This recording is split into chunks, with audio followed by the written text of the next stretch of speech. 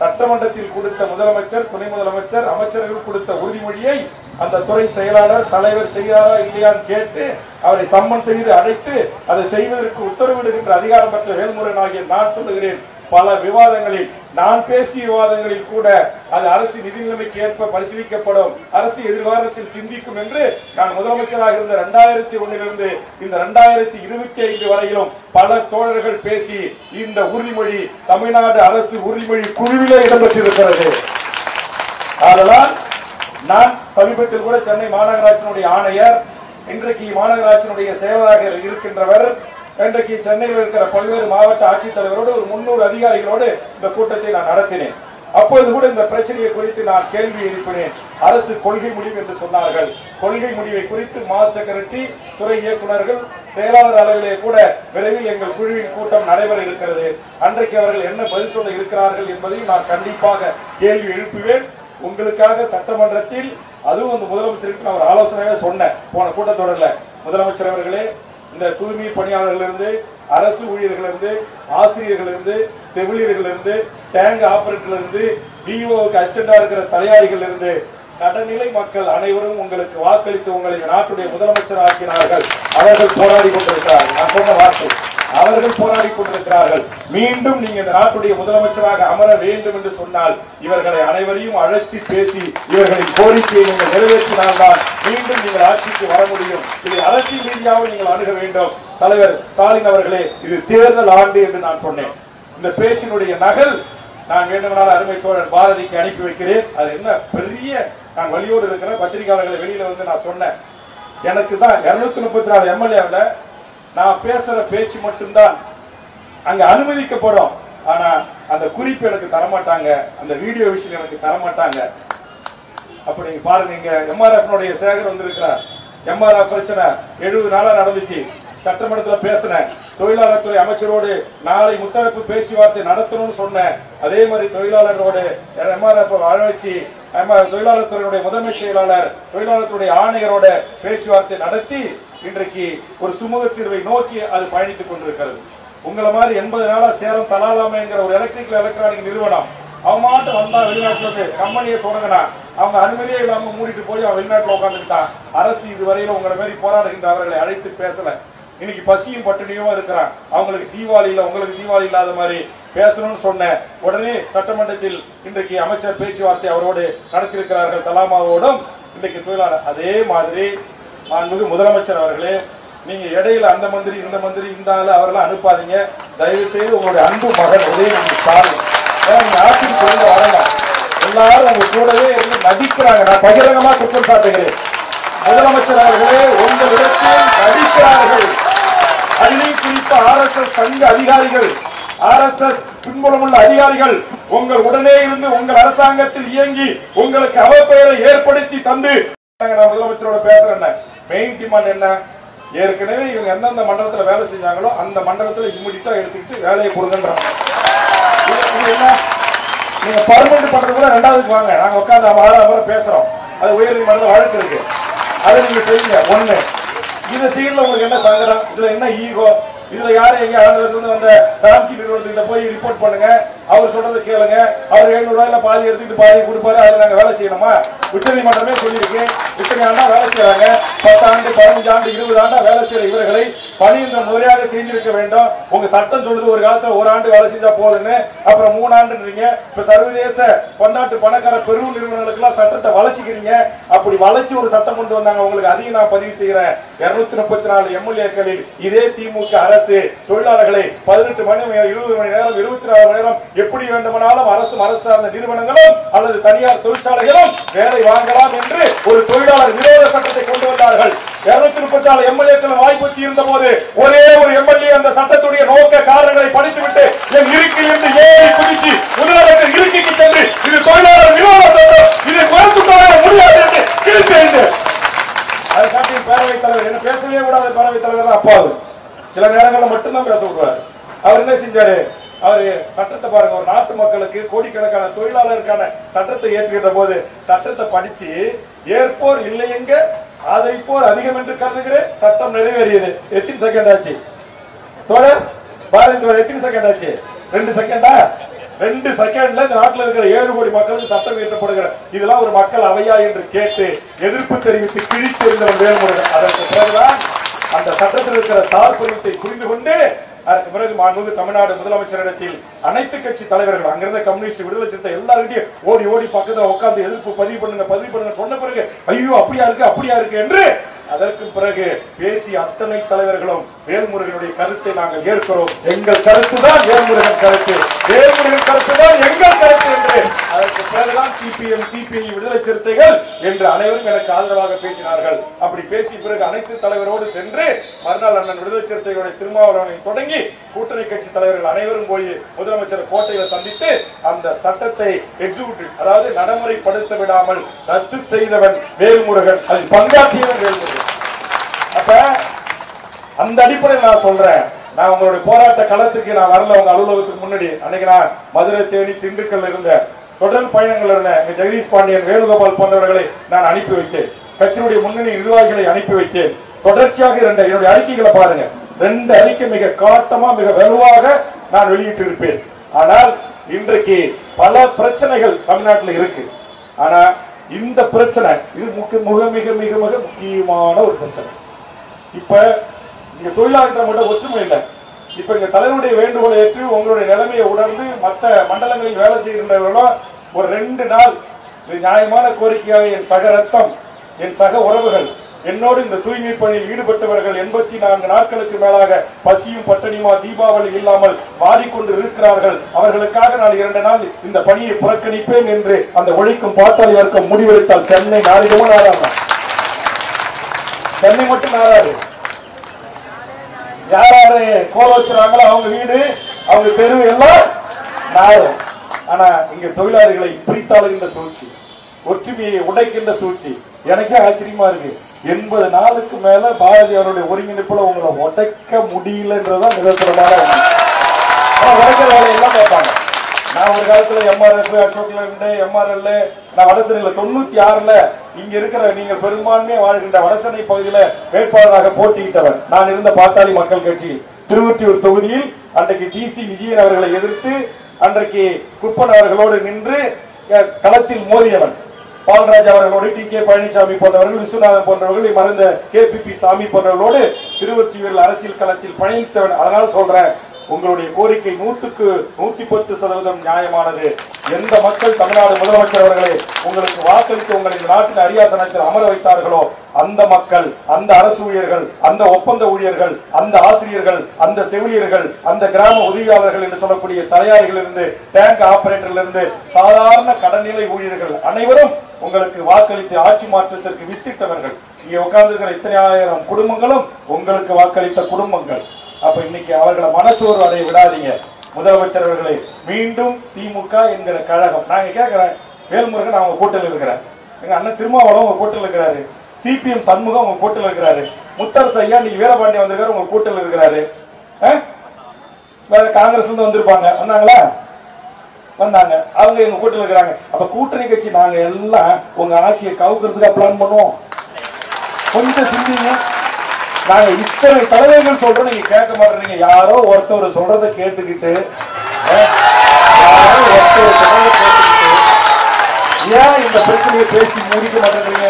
எங்க அண்ணன் நேரு எனக்கு ரொம்ப நெருக்கமானவர். அண்ணன் நேரு, இது உங்க துறை அண்ணன், நீங்க தானே டிசைடிங் அத்தாரிட்டி, நீங்க தலையிடுங்க, நீங்க பேசி முடிங்க. நானே ஆட்சிக்கு வரேன், நானே ஆட்சிக்கு வரேன். ஒண்ணு வேணாம், 761 சம்பளத்துக்கு ஏற்கனவே பணி செய்து 5-6 மண்டலத்தில் நாளையிலிருந்து இவர்கள் அனைவரும் வேலைக்கு எடுத்துக் கொள்ளப்படுவார்கள் என்று தமிழக முதலமைச்சரோ துணை முதலமைச்சரோ சம்பந்தப்பட்ட துறையின் அமைச்சர் கே என் நேரு அவர்களோ அறிவிங்க, அறிவிங்க.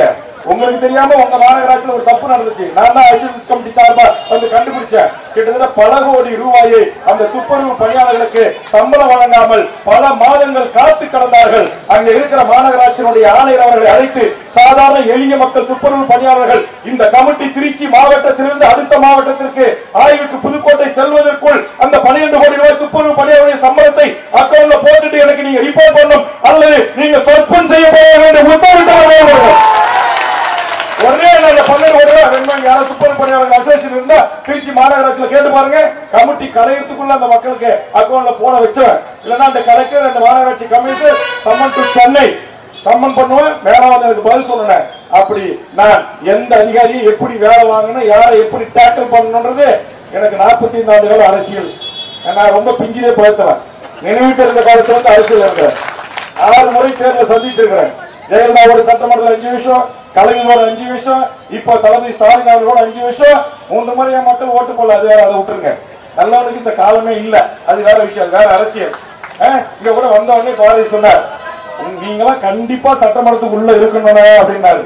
ஏன்னா இப்ப ஜூனியர்ல ஒரு பேட்டி இருக்கு, இந்த மக்களை நினைச்சு இப்ப 41 பேர் செத்துட்டாங்கல்ல, அந்த வழியை நினைச்சு 2 குழந்தை, நான் செத்தத்தை பத்தி கவலைப்படல அப்படிங்கிறான். இன்னும் ஒருத்தன் என் தம்பி செத்துட்டான், நானும் சாவ தயாரா இருக்கேன்றான். அப்புறம் இன்னொரு பொண்ணு, கர்ப்பிணி பொண்ணு, அதுவா நான் அவருக்காக இன்னொரு பிள்ளைய கூட நான் பெத்துக்க தயாரா இருக்கிறேன், அவருக்கு சாவ கொடுக்க தயாரா இருக்கேன் அப்படி என்றெல்லாம் பேட்டியை பார்த்த பிறகு ஐயோ தமிழ்நாட்டு மக்கள் இப்படியா இருப்பாங்க, அப்ப நம்மள மாதிரி ஆளுக்கெல்லாம் அரசியல் செய்வதற்கு இந்த மக்களோட எப்படி அப்படின்ற ஒரு கோபத்தின் வெளிப்பாட சில கூட்டத்துல பேசினேன். அதை எடுத்து உடனே நம்ம ஜூனியரோட நம்ம பத்திரிகை டிவி எல்லாம் வேல்முருகன் இனி தேர்தல் அரசியல் இருந்து ஒதுங்குகிறார், வேல்முருகன் இனி போட்டியிட மாட்டார், நானும் போட்டியிடலன்னா இந்த குரலற்ற மக்களுக்கு யார் குரல் கொடுப்பான்ற ஒரு விழா இருக்கு, அது வேற விஷயம். நான் சொன்னது உங்களுக்கு இப்ப வந்து 1000 விடயங்கள். ஆனா எனக்கு இங்க டிவி மீடியாக்கெல்லாம் இல்லை. இப்ப கூட நான் பேசும்போது டிவி லைவ் எல்லாம் கட் பண்ணுவாங்க. ஏன்னா நான் ஆன்டி இந்தியன், அர்பன் நக்சல் பாரி, அல்லது முன்னாள் தமிழ்நாடு விடுதலைப்படை தீவிரவாதி, இல்ல உலக தமிழினத்தின் ஒற்ற முகவரி வேலுப்பிள்ளை பிரபாகரன் அவர்களின் வழி தோன்றல். அதனால உனக்கு நமக்கெல்லாம் டிவி மீடியா லைவ் எல்லாம் கிடையாது. அதாவது சட்டமன்றத்திலே பேசினேன், விஜய் குளிக்கிறார், விஜய் பல்லு வளர்க்கிறார், விஜய் எழுந்து விட்டார் என்று எல்லாம் அப்படி சட்டமன்றத்திலே பேசினேன். 20 நிமிஷம் பேசினேன். அந்த ஒரே ஒரு பேச்சு தாங்க 20 நிமிஷம் வெளியே வந்திருக்கு. மீதி இந்த 4 ஆண்டுகள்ல நான் பேசின முழு பேச்சு வெளிவரவில்லை, வெளியே எனக்கு தரவில்லை. அப்பனா அரசு அதிகாரிகளே, ஒரு வேல்முருகனுடைய பேச்சு வெளியில் சென்றால் எந்த மாதிரியான பின் விளைவுகள் ஏற்படும், எந்த மாதிரியான தாக்கம் ஏற்படும் என்று பயந்தான் மொழி அரசு அதிகாரிகளே. என் பேச்சியை நீங்க அமைப்பில் நீக்கலாம், நீங்க முழு வீடியோவை தராம இருக்கலாம், உங்க பிரச்சனை முழுசா பேசிருக்க, ஆனா வராது, ஒரு வரி வெளியே வரல, அந்த வீடியோ வரல. 18 நிமிஷம் பேசினாக்க 4 நிமிஷம் தான் கொடுக்குறாங்க. ஏன்னா வீடியோ போக கூடாது, அது உங்களுக்கு போட்டு காட்டுவாங்க. உங்களுக்காக வேல்முருகன் ஒருத்தன் உங்களை பார்க்காம உங்களை சந்திக்காம சட்டமன்றத்தில் சண்டையிட்டு கொண்டிருக்கிறான்றது உங்களுக்கு தெரியணும்ல, அது தெரியக்கூடாதுன்னு கொடுக்கல. பரவாயில்ல, ஒரே அன்னைக்கு பேசிட்டுங்க. உங்க பிரச்சனை, தலாமா பிரச்சனை, எம்ஆர்எஃப் பிரச்சனை, தமிழ்நாட்டுடைய மிக முக்கியமான பல்வேறு பிரச்சனை. ஒரு அமைச்சர் இந்து அறநிலைத்துறை அமைச்சர் இருக்காரு, அவர் ஒரு சட்டம் கொண்டு வந்திருக்காரு. அவர் என்ன சட்டம் கொண்டாரு தெரியுமா? இது மதச்சார்பின்மை நாடு, செக்குலர் தேசம் தான் நம்ம இந்தியா. அவரு ஒரு சட்டத்துல என்ன கொண்டு வந்திருக்காருன்னா, பாராயணங்கள், சமஸ்கிருதங்கள், யாக மந்திரங்கள் இது எல்லாம் கற்பிக்கப்படும், இதெல்லாம் பயிற்சிக்கப்படும், இதற்கெல்லாம் பயிற்சி தரப்படும் அப்படின்னாரு. நான் உடனே எழுந்து, இது பாலில் விஷத்தை கலப்பது போன்ற மோசமான சட்டம், இது திராவிட மாடல் என்று சொல்லுகிற நீங்கள் சட்டமன்றத்தில் கொண்டு வந்ததை ஏற்றுக்கொள்ள முடியாது. ஆனா அதே நேரத்தில் அந்த இந்து அறநிலைத்துறையிலிருந்து வர வருமானத்தை நீங்க கல்வி கூடங்கள் திறக்கலாம், கல்லூரிகள் திறக்கலாம் அப்படின்னு சொல்லியிருக்கீங்க. அதை நான் வரவேற்கிறேன்.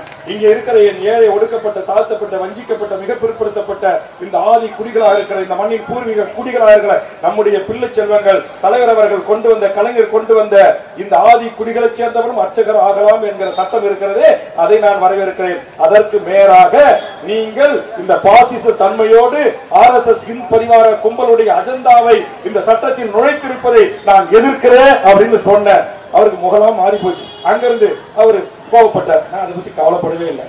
அதுக்கும் ஒரு 3 மாசத்துக்கு முன்னாடி அந்த கூட்டத்தொடர்ல உங்களுக்கு தெரியும், அவருக்கு எனக்கு சண்டை. அது என்ன சண்டைன்னு டிவி பார்த்து உங்களுக்கு தெரியும். நான் எதுக்கு சொல்றேன்னா, இது எல்லாம் இப்ப முதலமைச்சருக்கு, துணை முதலமைச்சருக்கு வேண்டுகோள் வைக்கிறேன்.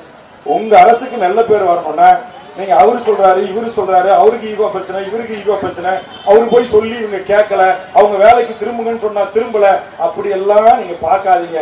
இன்னைக்கு இந்த நாட்டில் வாழ்கின்ற 7 கோடி மக்களுக்கு முதலமைச்சர் நீங்க தான். நீங்க இவர்கிட்ட இருக்கிற நியாயமான கோரிக்கையை உணர்ந்து, நான் வேணுமா படிக்கட்டுமா, விளக்கு வெளிச்சம் கம்மியா இருக்கு, இவர்களை பணியந்திரம் செய்ய வேண்டும் என்றும், வழக்கு சென்னை உயர்நீதிமன்றத்தில் நிலுவையில் இருக்கும் போது பணி நீக்கம் செய்திருப்பது நிர்வாகம் நடைமுறை, நல்ல நிர்வாக நடைமுறை அல்ல என்று தெரிவித்துக் கொள்ளும் அதே வேளையில், இவர்களின் வாழ்வாதாரம் மற்றும் திறம்பட ஆற்றிய பணி கருதி இவர்கள் 12,000 பேரையும் மீண்டும் பணியில் அமர்த்திட வேண்டுமாய் அன்போடு கேட்டுக்கொள்கிறேன். மாண்புமிகு முதலமைச்சர் அவர்கள், உங்களை கைகூப்பி நான் அன்போடு கேட்டுக்கொள்கிறேன். எம்ஜிஆர் மன்றத்தில் இருக்கிற இவர்களை 761 ரூபாய் சம்பளத்துல மீண்டும் அதே இடத்தில் நேரடியாக மாநகராட்சி எடுத்து பணியமர்த்துங்க. இதைத்தான் நான் சொல்றேன், இதைத்தான் பாலாஜி சொல்றாரு, இதைத்தான் அண்ணன் திருமாவளவன் சொல்றாரு, இதைத்தான் அந்த சண்முகம் சொல்ல போறாரு, இதைத்தான் ஏற்கனவே செயலாளராக இருந்த சிபிஎம் பாலகீதன் சொல்றாரு, எல்லா தலைவர்களும் சொல்றேன், இங்க 300 கம்யூனிஸ்ட் இயக்கத்துடைய தலைவர் நம்முடைய அண்ணன் தோழர் சக்திவேல் போன்றவர்கள் சொல்றாங்க. ஆக நாங்க எல்லாம் மதச்சார்பின்மையை கடைபிடிக்கக்கூடியவங்க. நாங்க பாசிச கும்பலோட ஒற்றும் இல்ல, உறவும் இல்ல, RSS ஒற்று இல்ல, உறவும் இல்ல, இந்து முன்னணியோடு எங்களுக்கு எந்த நட்பும் இல்ல. என்னமோ சொல்லுவாங்களே இந்த ஏ டீம் பி டீம் எல்லாம் பல கட்சிகளுக்கு பேர் உண்டு, அந்த மாதிரிலாம் எனக்கும் கிடையாது, சக்திவேலுக்கும் கிடையாது, இங்க யாருக்கும் கிடையாது.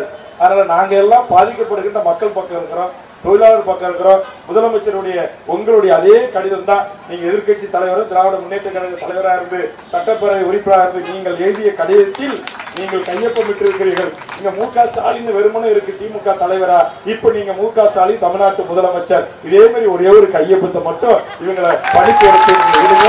இதுதான் என்னுடைய வேண்டுகோள்.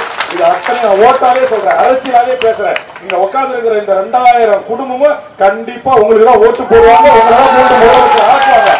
ஆனா இதை நீங்க செய்யல அப்படின்னா ஜாக்டோ டிஓ ஒரு பக்கம் முறுக்கிட்டு இருக்கு, ஓய்வூதியதாரர்கள் ஒரு பக்கம் முறுக்கிட்டு இருக்கிறார், பழைய ஓய்வூதிய திட்டம் தரல பல லட்சக்கணக்கான அரசு ஊழியர்கள், எந்த அரசு ஊழியர்கள் உங்களை அடியில் அமர வைத்தமோ அதே அரசு ஊழியர்கள் உங்களை இறக்குவோம் அப்படின்னு கங்கணம் கட்டி போராடி கொண்டிருக்கான்.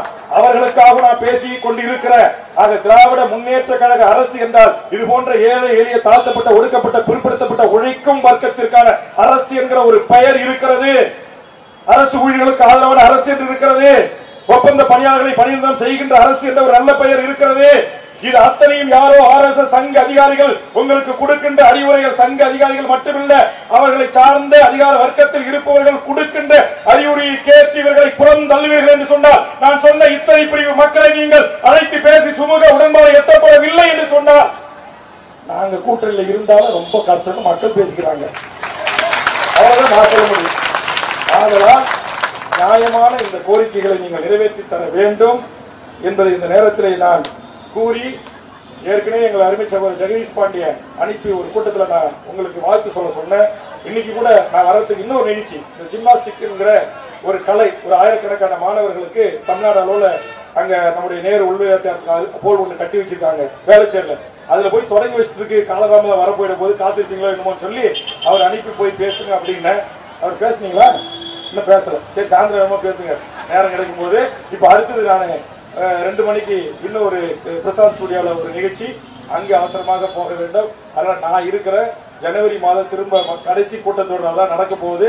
அதுல உங்களுக்கான குரலாகவும் நான் ஒழிப்பேன், உங்களுக்காகவும் நான் போராடுவேன். அதனால கவலை கொள்ளாதீங்க. லஞ்சம், லாவண்யம், ஊழல், பதவி, பணம் அல்லது வேற எந்த சுகபோக வாழ்க்கை எதை காட்டியும் அசராத மிகச்சிறந்த தலைமை உங்களுக்கு கிடைத்திருக்கிறது.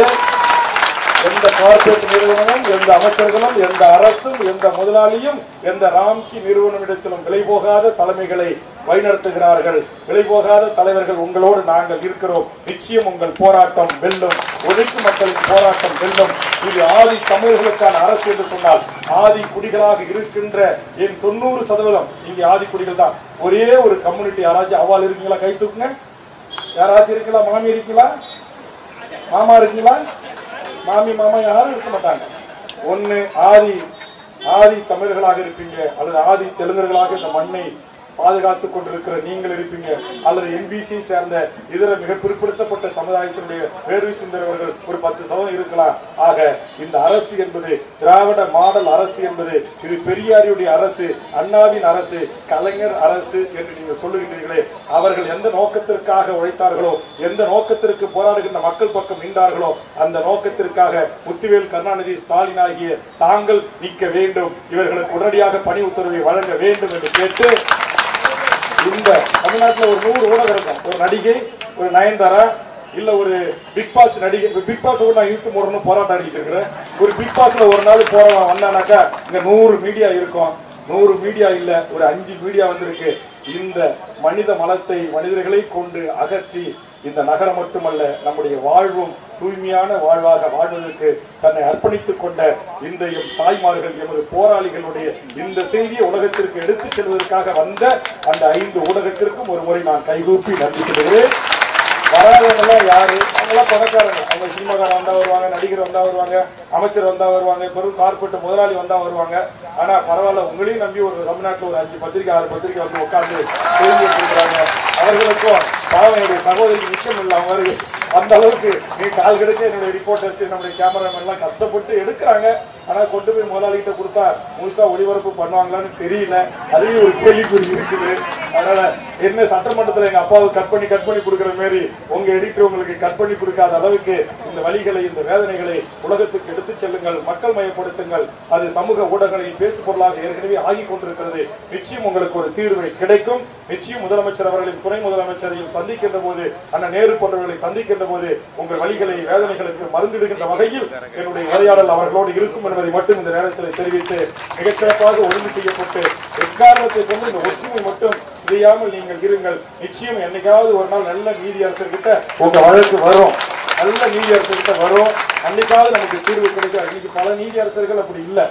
உடனே உச்சநீதிமன்ற நீதிபதியை நான் விமர்சனம் பண்ணி சட்டமன்றத்தில் பேசினேன். உள்நோக்கம் தான் கற்பிக்க கூடாது. அவங்க சொல்ற தீர்ப்புகளை குறித்து விமர்சனம் செய்து பேசுகிற உரிமை ஒரு மக்களால் தேர்ந்தெடுக்கப்பட்ட சட்டமன்ற உறுப்பினருக்கு இருக்கிறது. அதுவும் சட்டமன்ற சபைக்குள் என் பேசுவதற்கான எந்த தடையும் கிடையாது. அதனால இங்க எத்தனையோ நீதிபதிகள் பல வரலாற்று சிறப்பு மிக்க தீர்ப்புகளை வழங்கி உங்களுக்கு இந்த குறைந்தபட்ச ஊதிய நிர்ணயத்துக்கு உதவி செஞ்சிருக்காங்க. அதே வரலாற்று சிறப்பு மிக்க தீர்ப்புகளை இந்த ஏழை எளிய உட்கார்ந்து இருக்கிற ஒரு தாய்மார் கழுத்துல 1 பவுன் இருக்கா காட்டுங்க. ஒரே ஒரு பவுன், ஒரு தாலி செயின், ஒரு சரடு, ஒரு மூக்குத்தி, எல்லாம் தங்கம் இல்ல, எல்லாம் பித்தளை, எல்லாம் கவரி. இது என்ன கேக்குறாங்க? இப்ப மழை காலம், அங்கங்க சாக்கடை தேங்கி நிற்கும், நாய் செத்து கிடக்கும், பெருசாலி செத்து கிடக்கும், பூனை செத்து கிடக்கும். இதையெல்லாம் அதிகாரிகள் வந்து தொட்டு எடுத்து தூர போட மாட்டான். இவர்கள் தான் தொட்டு எடுத்து தூர போட வேண்டும். இன்னும் இந்த சூழ்நிலை இந்தியாவில் 75 ஆண்டு காலத்தில் நரேந்திர மோடி டிஜிட்டல் இந்தியா என்று சொல்லுகிறார். இன்னும் என் தாய்மார்களும் என் தம்பிகளும் என் அண்ணன்களும் தான் மனித மலக்குழிக்குள் இறந்து அந்த மனித அடைப்புகளை எடுப்பதற்காக தங்கள் இன்னுயிரை மீண்டு கொண்டிருக்கிறார்கள், செத்து கொண்டிருக்கிறார்கள். எவ்வளவு பெரிய அவலம்! எத்தனை எலக்ட்ரிக் உட்கார்ந்து ஏவுகணை வீசுறீங்க. என் தந்தை அப்துல் கலாம் அவர்கள் அக்னி ஏவுகணை, பிரித்தி ஏவுகணை தந்துட்டு போனான். அப்படிப்பட்ட விஞ்ஞான உலகம் இன்னும் மனித மலத்தை, மனிதர்களே அதுல கேட்டா அதிகாரி சொல்லுவான், அவர் ஒண்ணு இல்லைங்க, அவர் மரக்கடிக்கிறதுக்கு அவருக்கு ஒரு போட்டு வாங்கி கொடுத்துட்டார், அவர் சரக்கு போட்டு மனித மலக்குழிக்குள்ள இறங்கி எடுக்கிறாரு, அது உங்களுக்கு என்ன பிரச்சனைன்னு கேட்கறான். நான் கேட்கறேன், உனக்கு சரக்கா கோட்டர் இல்ல, உனக்கு புல்லு கூட வாங்கி தர, நீ இறங்கி எடு கொஞ்ச நேரம். பதில் இருக்கா? பதில் இருக்கா? இல்ல, அவங்க கிட்ட பதில் இல்ல. ஆனா இன்னமும் அந்த அதற்கான ஒரு இயந்திரம் கண்டுபிடிக்கப்பட்டு அவர்களுக்கான உடை, பாதுகாப்பு கவசங்கள், காலில் பூட்ஸ், கையில பாதுகாப்பு உரைகள், ஹெல்மெட், அப்படி எந்த பாதுகாப்பும் இல்லாமல் அது எல்லாம் அரசு கொடுத்தா கூட மக்களுக்கு பிரச்சனை வந்துடக்கூடாது. தண்ணி ரொம்ப நேரம் தேங்கி இருக்கு, அடுப்பு ரொம்ப நேரம் இருக்கு, இதெல்லாம் மாற்றத்துக்கு காலதாமதம் ஆகுதுன்னு சொல்லிட்டு எதையும் மாட்டாம அப்படியே மலக்குழிக்கு இறங்கி அந்த மனித மலத்துக்கும் நடுவில் சாக்கடை, செத்து கிடக்கும் பூனை, கை எல்லாம் அதையும் தொட்டு கையால அள்ளி அந்த பாதாள சாக்கடைகளை எல்லாம் சரியாக கொண்டு போய் கடலிலே கலப்பதற்கு அல்லது உங்களுடைய நீரூற்று மறுசுழற்சி மையங்களுக்கு சீராக செல்வதற்கு தன் உயிரை பணைய வைத்து எண்ணற்ற உயிர்களை தியாகம் செய்து இந்த பணியில் இருக்கிற மனித கடவுள்களாக இருக்கிற இந்த மக்களின் கோரிக்கையை அரசே தயவு செய்து நிறைவேற்றுங்கள், தயவு செய்து நிறைவேற்றுங்கள்.